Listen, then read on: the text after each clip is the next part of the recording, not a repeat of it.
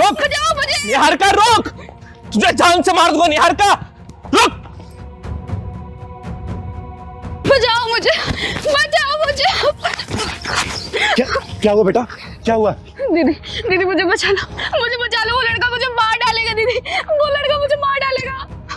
हाँ जान से मार दूंगा तुझे, और तुझे मारकर अपने आप को भी खत्म कर लूंगा। चिंगारी के इशारे में आयो को बहुत भी नहीं छू सकती, फिर तेरी औकात क्या है? अगर अपने माँ बाप को बेऔलाद देखना चाहता है ना, हाथ ला के दिखा इसको। शाम तक तेरे घर में रिश्तेदारों के भीड़ रोती हुई नजर आएगी। और तेरी इस लड़की की दुश्मनी क्या है, जो इसकी जान के पीछे पड़ा है? बोल। अरे मैं इससे प्यार करता हूं। क्या प्यार करता है? फिर इसकी जान क्यों लेना चाहता है तू? क्योंकि ये किसी और से प्यार करती है, इसलिए आज मैं इसे जान से मार दूंगा। अच्छा, एक तरफा प्यार का शिकार है तू। नाम क्या है तेरा? दीदी नमन नाम है इसका, कई महीनों से मेरे पीछे पड़ा है। मैं जहाँ भी जाती हूँ मेरे पीछे पीछे आ जाता है, कहता है अगर तू मेरी नहीं हुई तो किसी और की भी नहीं होने दूंगा। हाँ हाँ, नहीं होने दूंगा किसी और की, ये बात तू याद रख ले।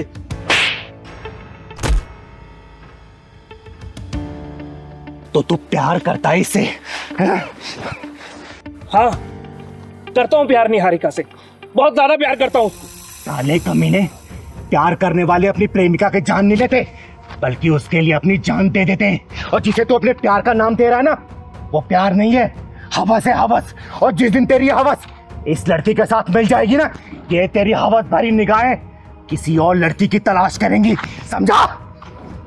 दीदी इसने मेरा जीना हराम करके रख दिया है। अरे मैंने लाख समझाया कि मेरे लिए मेरा फ्यूचर सब कुछ है। मेरे माँ बाप मुझे इसलिए नहीं पढ़ा रहे कि मैं पढ़ाई छोड़कर प्यार के चक्कर में पढ़ूं। सुन ले देवदास है खानदानी आशिक, प्यार क्या होता है, प्यार के मायने क्या होता है, तू जैसे हफ्सियों क्या पता? अरे प्यार का मतलब पाना नहीं होता, प्यार का मतलब खोना होता है, प्यार का मतलब त्याग होता है, जुदाई भी प्यार का दूसरा नाम होती है, समझे? और जुदा होके भी जो अपने प्यार को बरकरार रख सके ना, वही प्यार कहलाता है। अरे राधा कृष्ण प्रेम कहानी कौन नहीं जानता? तो जिसमें के जानते वो दोनों, लेकिन ऐसे बिछड़े, ऐसे जुदा हुए कि मिल नहीं पाए। वो मीराबाई मोहन के प्यार में इतनी अंधी थी कि विष का प्याला पी गई थी। मोहन को तो पा ना सकी, लेकिन वो मोहन के होके रह गई थी। आजकल का प्यार, अरे आजकल का प्यार प्यार नहीं है, उम्र का नशा है, जवानी का खुमार है, जो तुझ जैसे लड़कों ने प्यार का नाम दे दिया है, प्यार का। मैं निहारिका से सच्चा प्यार करता हूँ, उसके लिए कुछ भी कर सकता हूँ, किसी की जान ले भी सकता हूँ और अपनी जान दे भी सकता हूँ। अगर निहारिका कोई मारे या फिर चोट लगाए तो? मैं निहारिका के शरीर पर एक खरोच बर्दाश्त नहीं कर सकता हूँ। साले कमीने कुत्ते, जिसके शरीर पर तू एक खरोच नहीं दे सकता, उसकी जान कैसे ले सकता है? अरे प्यार करने वाले तो अपनी प्रेमी की खुशियों के लिए अपनी खुशियों गला घोट देते हैं, गला। जिसे तू जबरदस्ती प्यार का नाम दे रहा है ना, वो प्यार नहीं है बेटा, नौटंकी है, नौटंकी। और कान खोल कर सुन ले, आज के बाद से अगर तूने नजरें उठा के निहारिका को देख भी लिया ना, 7 जन्मों तक तू अंधा ही पैदा होता रहेगा। याद रखना, साला हवस को प्यार का नाम दे रहा है, प्यार का। दीदी इसकी वजह से मेरा घर से निकलना मुश्किल हो गया है, डर लगता है मुझे घर से निकलते हुए। दीदी मुझे माफ कर दो, मैं नहीं जानता था कि प्यार का दूसरा नाम त्याग है। जिसे मैं बेहद प्यार करता था, आज उसे की जान लेने चला था। यार का I am so sorry, please मुझे माफ कर दो, प्लीज। बेटा, पश्चाताप की एक वो आंसू भी ना गुनाहों को धो देती है, समझा? अमन, तुम मेरे अच्छे दोस्त बन सकते हो, मेरे बेस्ट फ्रेंड बन सकते हो। हाँ बेटा, दुनिया में कोई भी सबसे ऊपर जो रिश्ता होता है ना, दोस्ती का रिश्ता होता है। तुम दोनों दोस्त बन के भी रह सकते हो। चलो हैंडशेक करो, हाथ मिलाओ।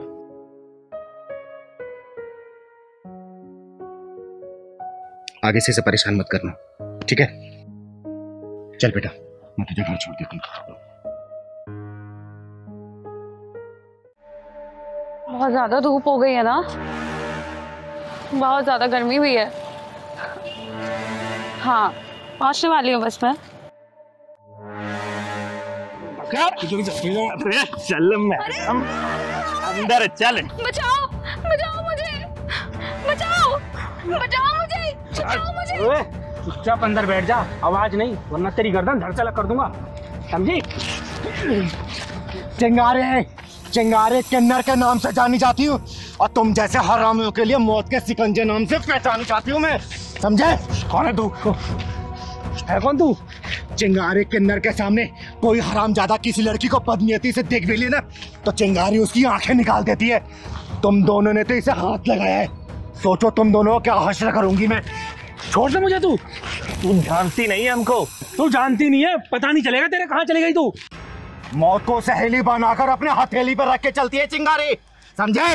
दीदी अगर आज आप नहीं आती तो पता नहीं मेरा क्या होता। ये बात सोच सोच कर ही मुझे रोना आ रहा है। नाम क्या है तेरा? साक्षी। साक्षी, तेरे जैसी लड़कियों के साथ में यही होना चाहिए। ये ऐसे कपड़े पहन के चलोगे ना, ये लड़के यही काम करेंगे, समझे? सॉरी दीदी, सॉरी। सॉरी की बच्चे। नाम क्या तुम दोनों का? नाम क्या है? आदिल, अकरम। आदिल और अकरम, तुम जैसों का हाशिर देख के ना तुम्हारी प्रजाति कुत्ते भी सुधर जाएंगे, अब सुधर जाएंगे।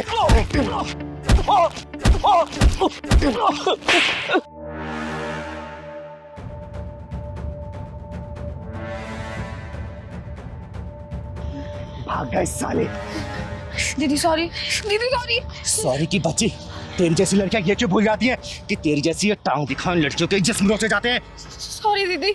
अरे जितना कसूर उन जिस्म नोचने वाले कुत्तों का होता है ना, उससे कहीं ज्यादा कसूरवार तुम जैसी लड़कियां होती है जो सड़कों पर अपने जिस्म की नुमाइश करती फिरती रहती हैं। अरे जब कुत्तों को मांस दिखेगा तो मांस नोचेंगे ही ना। बोल। सॉरी दीदी, आज के बाद मैं कभी ऐसे कपड़े नहीं पहनूंगी, अपना शरीर ढक के चलूंगी। घर जला के माचिस फेंक भी दिया फिर क्या फायदा? अपना घर खुद जलाते हो और दोस्त दूसरों को देखते हो। अरे इन कुत्तों की औकात क्या है जो किसी लड़की की तरफ नजरें उठा के देख ले, लेकिन नहीं, इनका मन बढ़ाता है तुम लोगों का पहनावा। ये लोग तो ऐसे होते हैं कि घूंघट पे रहने वाली औरतों को भी नहीं छोड़ते, चाहे वो 5 साल की बच्ची हो 50 साल की बुढ़िया।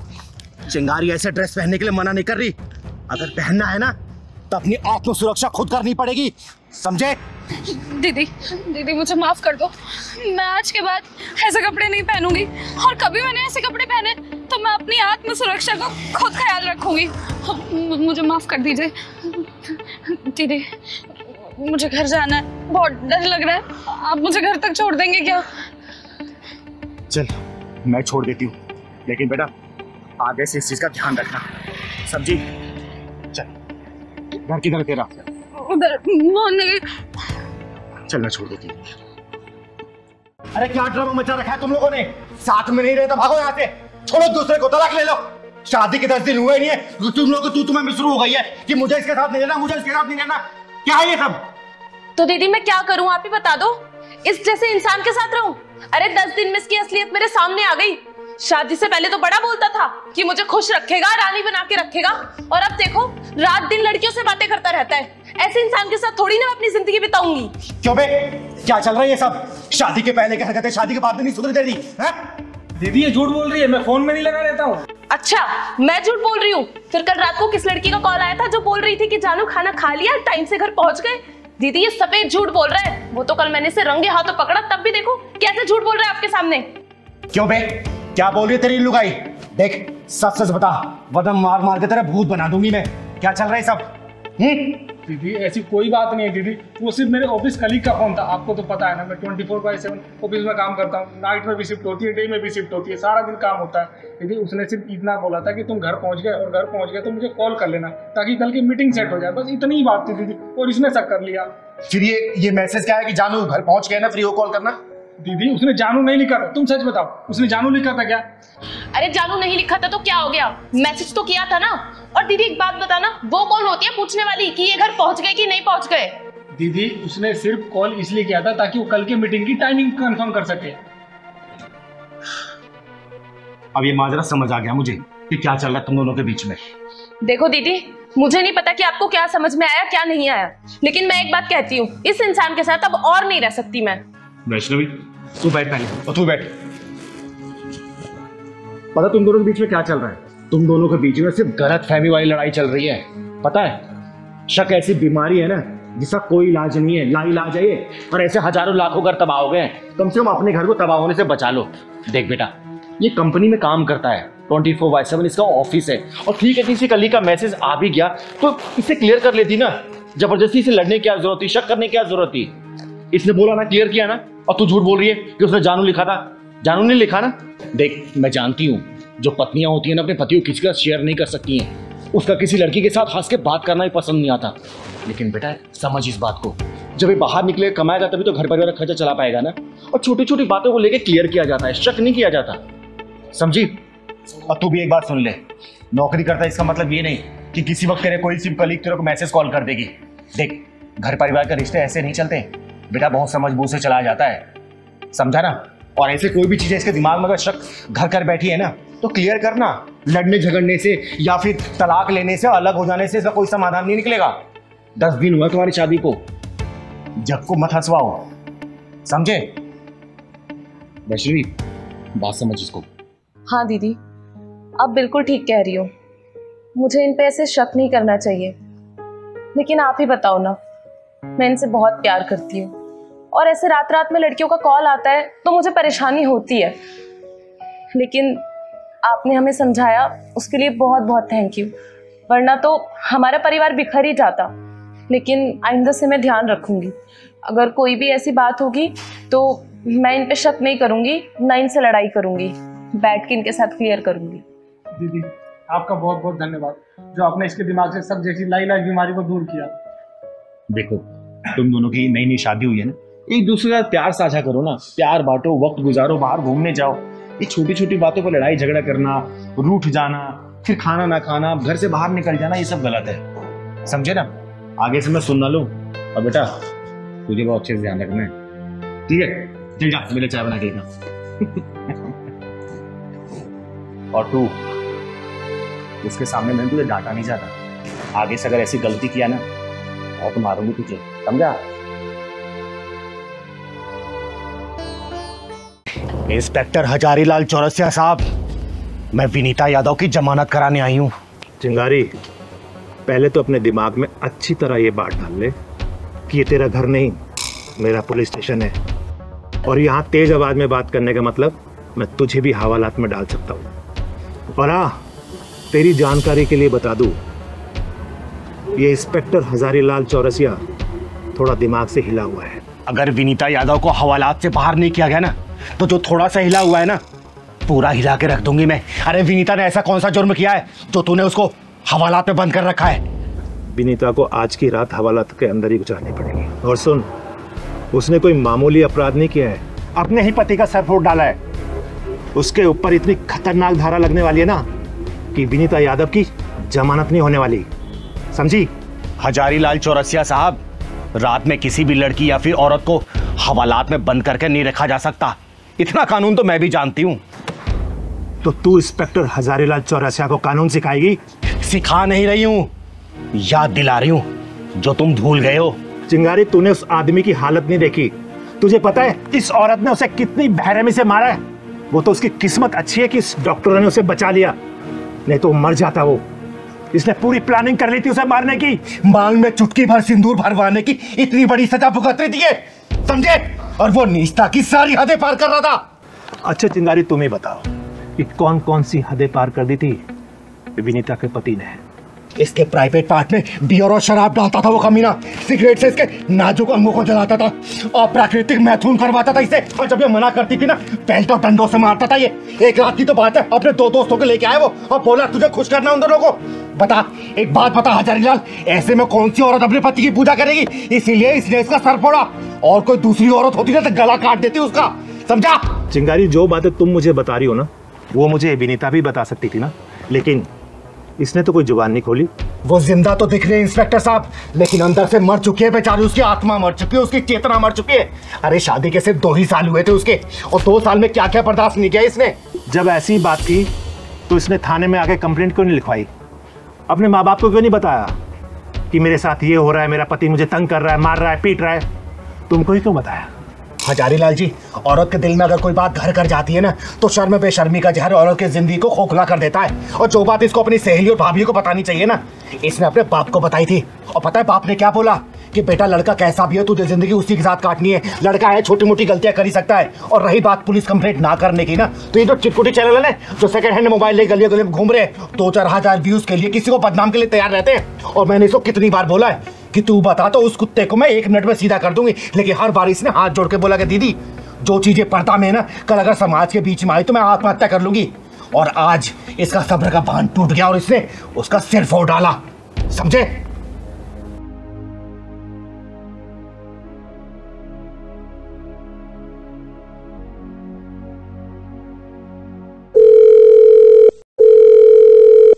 वकील साहब, हम बोल रहे हैं इंस्पेक्टर चौरसिया। अरे चौरसिया साहब, आपने अपने परम शत्रु वकील को कैसे याद कर लिया आज?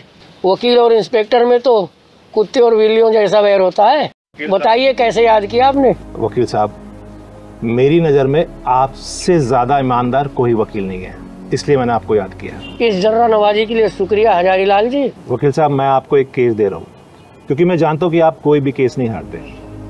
फिलहाल तो आप टाइम निकाल कर थाने आ जाइए, क्योंकि एक महिला का केस है, उसको जमानत दिलवानी है। जी ठीक है, आप आ जाओ।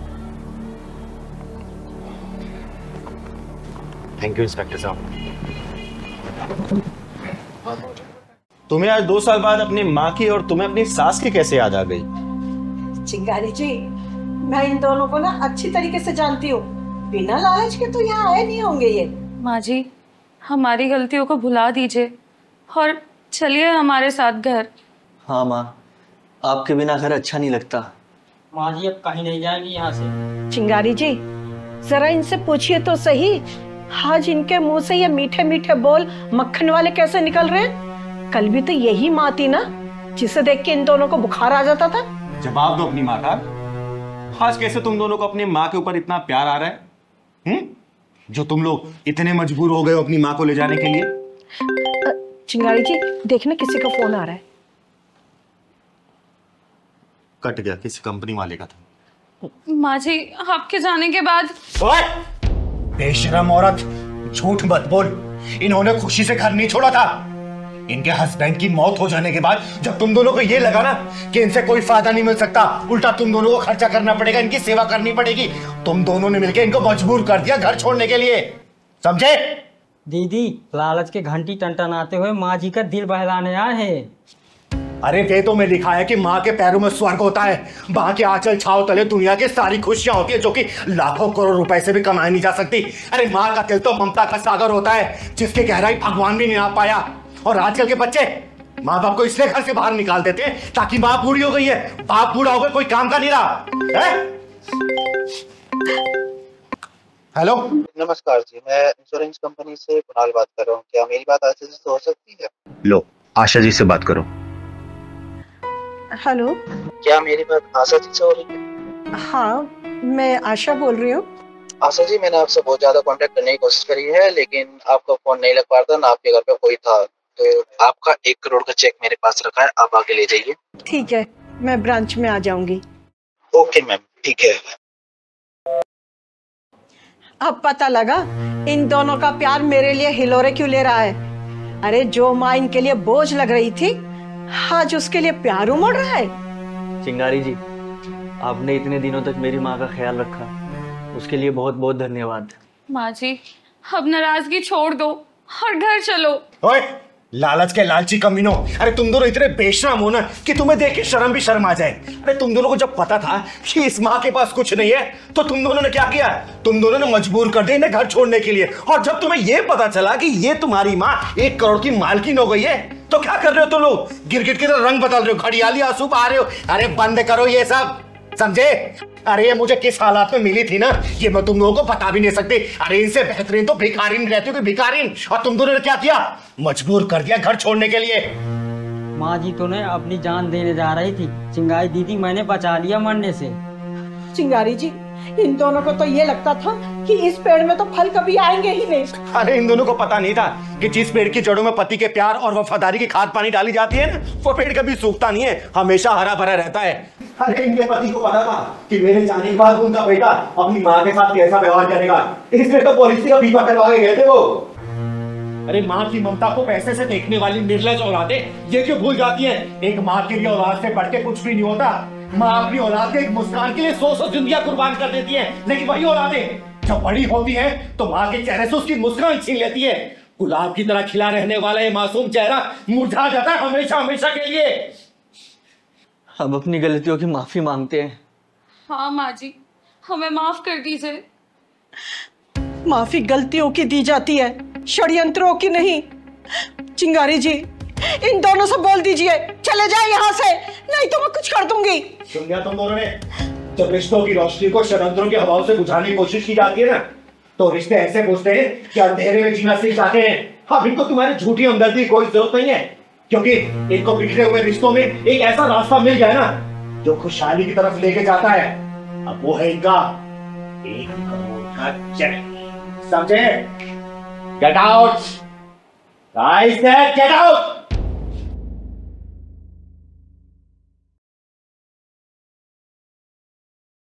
माफ कीजिएगा जल्दी बहन जी, क्या आपने हमारी बेइज्जती करवाने के लिए अपने घर पे बुलाया है? भाई साहब एक बात बताइए, हमारी चिंगारी जी ने क्या गलत कहा है? प्रभात जी, मैं वही बोल रही हूँ जो हो रहा है और जो होने वाला है। आपके बेटे का फोन पासवर्ड के साथ 7 दिन के लिए मेरी बेटी के पास रहेगा, और मेरी बेटी का फोन भी पासवर्ड के साथ 7 दिन के लिए आपके बेटे के पास रहेगा। भाई साहब, क्या आप अपने बेटे का फोन खोल के दिखा सकते हैं? मैं दावे के साथ कह सकती हूँ उसके फोन में ना 3-4 पासवर्ड लगे होंगे। जयंती बहन जी, क्या अब हमारे बच्चों के रिश्ते इसी प्रकार तय हुआ करेंगे? भाई साहब, यहाँ तक तो सब ठीक था, लेकिन आने वाले कल में पता नहीं क्या क्या करना पड़ेगा। अब ये बात छोड़ो, आप ये बताइए हमारी बेटी कैसी लगी आपको? आपकी बेटी तो हमें बहुत अच्छी लगी। अगर आपकी बेटी मेरे घर में बहू बनकर आ जाती है तो मैं यही समझूंगा मानो मेरे घर में लक्ष्मी का वास हो गया। प्रभात जी, जो शर्तें आपके ऊपर लागू हो रही है ना, वही शर्तें हमारे ऊपर भी लागू होंगी। और वैसे वो जमाना चला गया जब बच्चों के गुण मिला के और कुंडली मिला के शादियां हुआ करती थी। अरे आजकल के जमाने में तो बिना गर्लफ्रेंड वाला लड़का ढूंढना और बिना बॉयफ्रेंड वाला लड़की मिलना बहुत ही मुश्किल हो गया है। इसलिए हमारे बच्चों की फोन की अदला बदली होगी। इससे हमें पता चल जाएगा कि आपके बच्चे के पास कितनी लड़कियों के फोन आते हैं, और आपको भी पता चल जाएगा कि हमारी बेटी के कितने फोन बजते हैं। बेटा, अगर तुम मेरे बेटे सागर से कुछ पूछना चाहती हो तो पूछ सकती हो। मैं क्या पूछूं? जो मम्मी जी और चिंगारी दीदी चाहेंगी वो मुझे मंजूर है। सागर बेटा, आप कुछ सारिका से पूछना चाहोगे? आप शादी के बाद हाउसवाइफ बनकर रहना चाहोगे या जॉब करना चाहोगे? अगर हस्बैंड की सैलरी से मेरा घर अच्छे से चल रहा है तो मैं हाउसवाइफ रहना पसंद करूंगी। और कभी भगवान ना करे कि कहीं मेरे हस्बैंड की जॉब चली गई या कुछ प्रॉब्लम हो गई तो मैं जरूर जॉब करूंगी और अपनी गृहस्थी अच्छे से संभालूंगी। वाह बेटा, कितने अच्छे विचार है तुम्हारे। जयंती जी, जब लड़का लड़की ने एक दूसरे को पसंद कर ही लिया है तो क्यों ना पंडित जी को बुला के आगे की कार्रवाई शुरू कर दे? हाँ, क्यों नहीं भाई साहब। सारिका दीदी चुप क्यों बैठी हो, कुछ तो बोलो। प्रभात जी, भले ही लड़का लड़की एक दूसरे को पसंद कर चुके हैं, लेकिन बड़े होने के नाते हम दोनों का फर्ज है कि एक दूसरे को हम लोग समझ लें और जान भी लें। चिंगारी जी, मैं कुछ समझा नहीं। अंकल जी बुरा मत मानिएगा, मैं बताती हूँ। सागर जी, आपकी क्वालिफिकेशंस कितनी है और आपका इनकम सोर्स कितना है, और बुरा ना माने तो आपकी प्रॉपर्टीज कितनी है और किसके नाम है?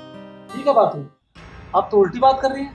सागर बेटा, हम लोग उल्टी बात इसलिए कर रहे हैं कि शादी के बाद तुम्हारी जिंदगी ना सीधी चलती रहे। बेटा, आज का माहौल ऐसा बन चुका है ना कि शादी हुई नहीं कि तलाक के लिए वकीलों की तलाश शुरू हो जाती है। और वो सब इसलिए होता है कि आजकल ऐसा कोई भी लड़का नहीं है जिससे कोई गर्लफ्रेंड ना हो, और आजकल ऐसे कोई भी लड़की नहीं है जिसका कोई बॉयफ्रेंड ना हो, और शादी के बाद यही बच्चे एडजस्ट नहीं कर पाते हैं।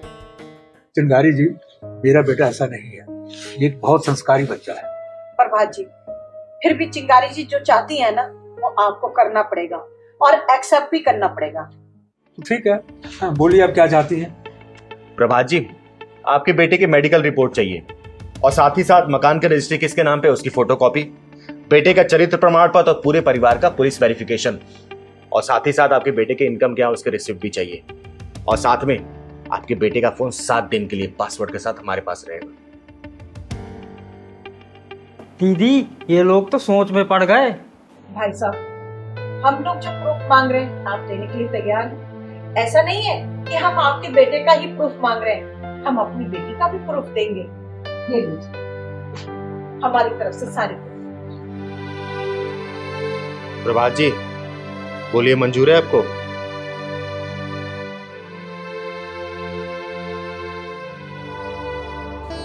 अंकल जी, आपको पता है कोई बिचौलिया जब रिश्ता करवाता है तो वो अपनी पूरी ताकत लगा देता है रिश्ता करवाने, और दोनों परिवार के लोगों को झूठ झूठ बोलकर ये यकीन दिला देता है कि ऐसा रिश्ता आपको कभी भी कहीं नहीं मिलेगा। आजकल लड़के लड़कियां सुहागरात में साथ तो होते हैं, लेकिन दिल में उनके गर्लफ्रेंड बॉयफ्रेंड बसे रहते हैं। इसलिए तो आए दिन समाचार में सुनने को यही मिलता है कि पत्नी ने अपने प्रेमी के साथ मिलकर पति के 10 टुकड़े कर डाले। चिंगारी जी, बात तो आप सही कह रहे हैं। और साथ में ये भी सुनने को मिलता है कि पति ने अपनी प्रेमिका के चक्कर में अपनी पत्नी को मार डाला। अंकल जी, आज समय बदल चुका है। अगर हम समय के साथ नहीं चले तो ऐसी ही शादियां टूटती रहेंगी, परिवार बिखरते रहेंगे और तलाक होते रहेंगे। अरे सोशल मीडिया एक आग है जिसकी चपेट में आने से कोई भी घर बचा नहीं है। झूठ जालसाजी इन्हीं सबसे भरा पड़ा है सोशल मीडिया। आजकल तो 2-2 बच्चों की माओ को ही पांव लड़खड़ा रहे हैं। ऐसे में बच्चों की शादी पूरी छानबीन के साथ ही करनी चाहिए।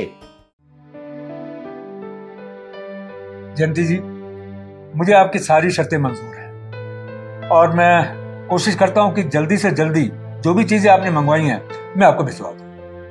एक बात और, हाँ बोलो बेटा, क्या कहना चाहती हो? मुझे सिंपल शादी करनी है। मुझे सिंपल फोटोग्राफी और सिंपल वीडियोग्राफी चाहिए। मुझे ये कोई प्री वेडिंग के चक्कर में नहीं पड़ना। अरे बेटा, ये तो बहुत अच्छी बात है, मुझे भी ये सब पसंद नहीं है। क्यों बेटा? जी पापा।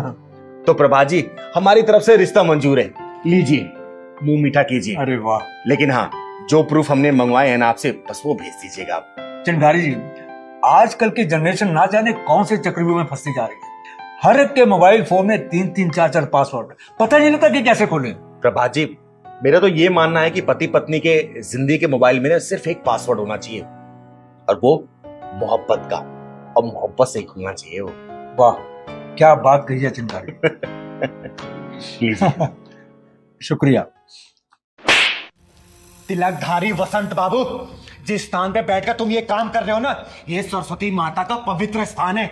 जिन हाथों से तुम ये साज-बाज बजा रहे हो ना, उन्हीं हाथों से तुम इस लड़की को छेड़ रहे हो।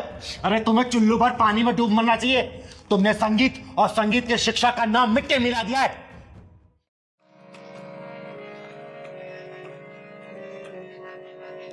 प्रणाम गुरुदेव।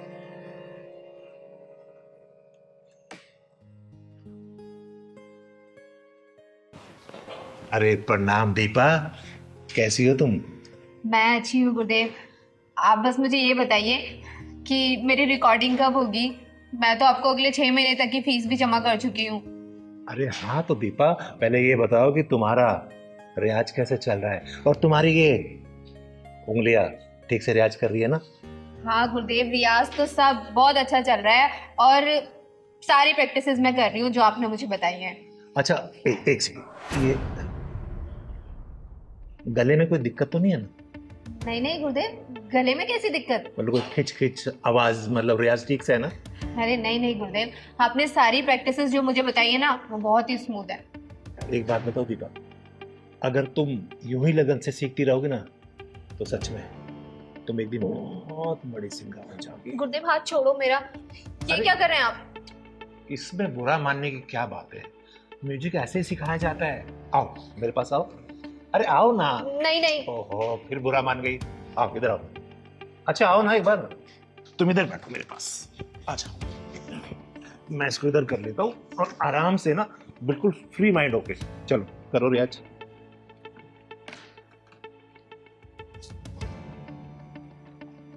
अरे बेटा, इसको सुनो, इधर दिखाओ, हाथ दिखाओ। ऐसे उंगली पकड़ो और ऐसे। हाँ गुरुदेव, वही तो कर रही हूँ आप मुझे, लेकिन बजाने कहाँ दे रहे हैं आप? बार बार मेरा हाथ ही पकड़ ले रहे हैं। अच्छा ठीक है, इस वाले हाथ से बजाओ। गुरुदेव मैं लेफ्टी नहीं हूँ, मैं राइट हैंडेड ही हूँ। अच्छा ठीक है, बजाओ।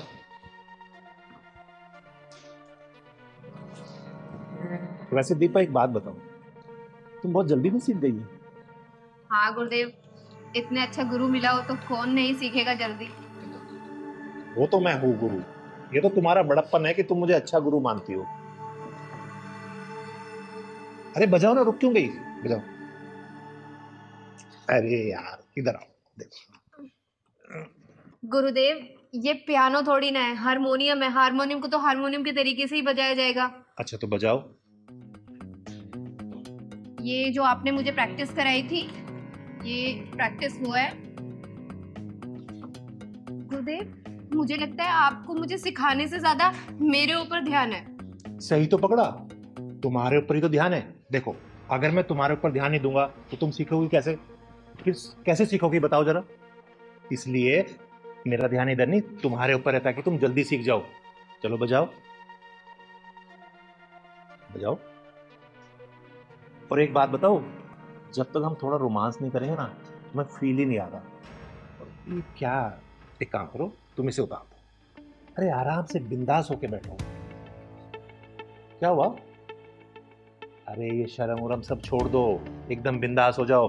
रोमांटिक म्यूजिक बन रहा है ना, जल्दी शूट होगा। और मैं तो ये चाहता हूँ कि हीरोइन भी तुम ही हो। और समझ गई ना, तुम्हें हीरोइन बनाऊंगा मैं। वैसे तुम खूबसूरत बहुत हो बेबी, सच बता।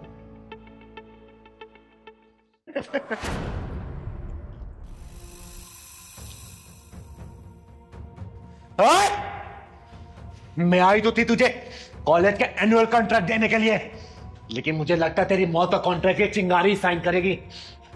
दीदी, अच्छा आप टाइम से आ गई, वरना न जाने ये मेरे साथ क्या करता। तो चिंता मत कर बेटा, चिंगारी राइट टाइम पे राइट जगह ही पहुंचती है।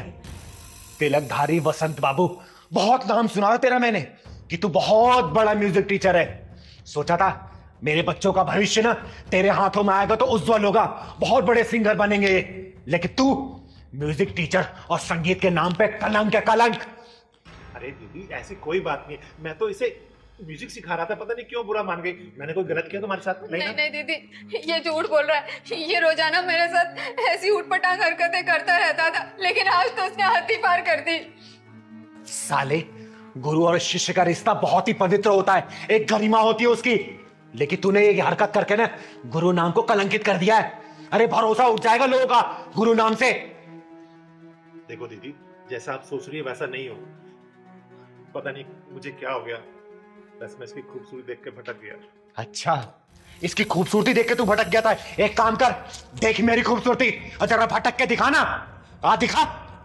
दीदी मैं मान तो मेरे से गलती हो गई, बोल रहा हूँ ना आपको, आज के बाद मैं हर शिष्य को अपनी बहन मानूंगा। देख तिलकधारी वसंत बाबू, तो ब्राह्मण कुल से आता है, इसलिए तेरे ऊपर हाथ नहीं उठा रही हूं, वरना अब तक तुझे चीर के रख देती, समझा?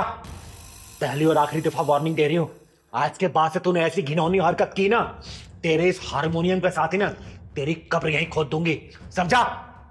और सुन बेटा, आज के बाद से इस साले के पास से संगीत सीखने की कोई जरूरत नहीं है, ठीक है? और सुन, तू जहां जहां जिस स्कूल में जाके पढ़ाता है ना, सब कॉन्ट्रैक्ट कैंसिल कराऊंगी मैं, समझा? चल। दीदी ऐसे मत करो, मेरे बाल बच्चे भूखे मर जाएंगे। तेरे बाल बच्चों को पता भी तो चलना चाहिए कि उसका बाप क्या कर रहा है। चल बेटा। तो मैं माफी मांग रहा हूं ना आपसे दीदी। माफी अपने जेब में रख।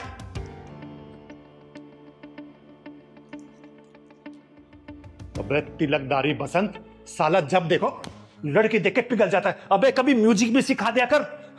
लड़की लड़की लड़की। आज के बाद में मैं लड़की नहीं छोड़ूंगा, ये तो पक्का है, नहीं तो किन्नर आके मुझे फिर मारेगी। वैसे बहुत तेज मारती है, शुक्र ढक्कन नहीं लगाया उसने।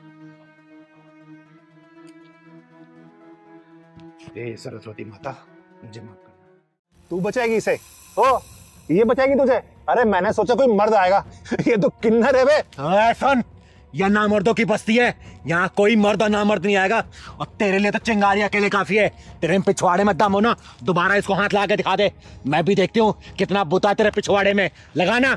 और सुन, किन्नर है ना, किन्नर का काम कर, मर्द मत बना साली। जिस दिन किन्नर का काम देख लेगा ना, अपनी जिंदगी से नफरत करने लग जाएगा, समझा? चल निकल यहाँ से। बताओ। बस उसमें यही साइड में रोक दो, यही मेरा ऑफिस है। अच्छा इधर ही? हाँ जी भैया। ठीक। अरे कितने पैसे हुए भैया? एक सेकंड मैं बताता हूँ जरा। अरे आप शीशा देख लो भैया, मैंने आपसे पैसा पूछा है। अच्छा पैसे,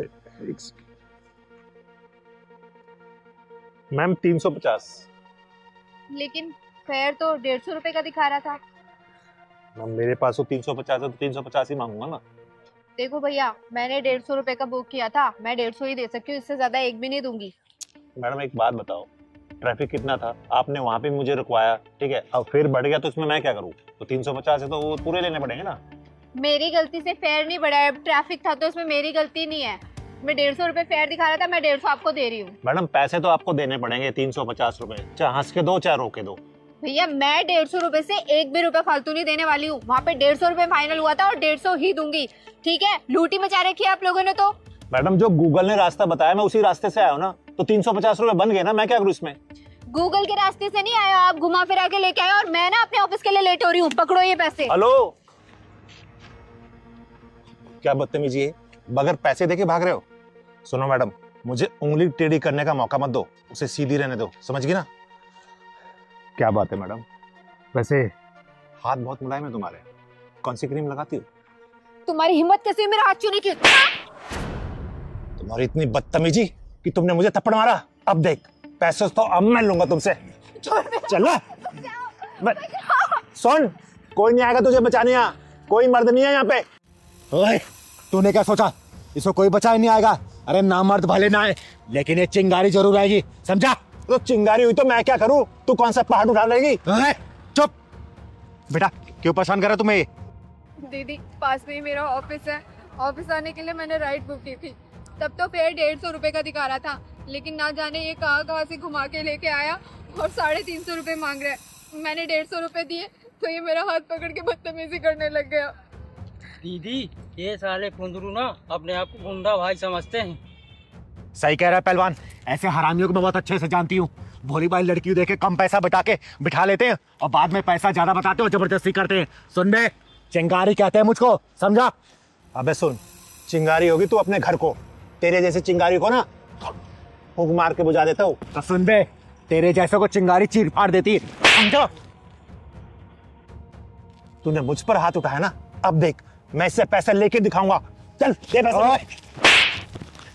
अब तक तेरा दिमाग सेंटर में नहीं आया क्या? क्या और तोड़ू तुझे? है? दीदी ऐसे भी इसको अकल नहीं आएगी, पुलिस के हवाले कर देते हैं। सही कह रहे पहलवान, पुलिस को फोन कर तू। एक कम रुक रुक रुक, इन सालों के पिछवाड़ा जब तक लाल ना करो ना, तब तक इनकी अकल ठिकाने नहीं आती। अभी बेईमानी के पैसे कितने दिन चला लोगे तुम लोग? हैं?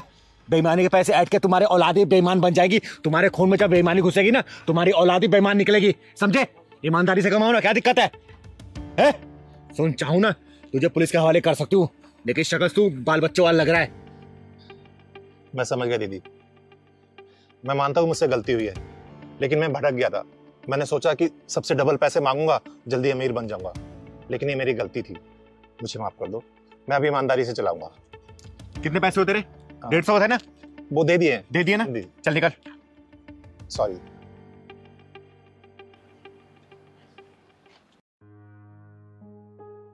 थैंक यू दीदी। कोई बात नहीं बेटा, अच्छा किया तूने स्टैंड लिया इसके लिए। चल जा, घर आ गया तेरा? हाँ, ऑफिस जाना था दीदी। जा ऑफिस।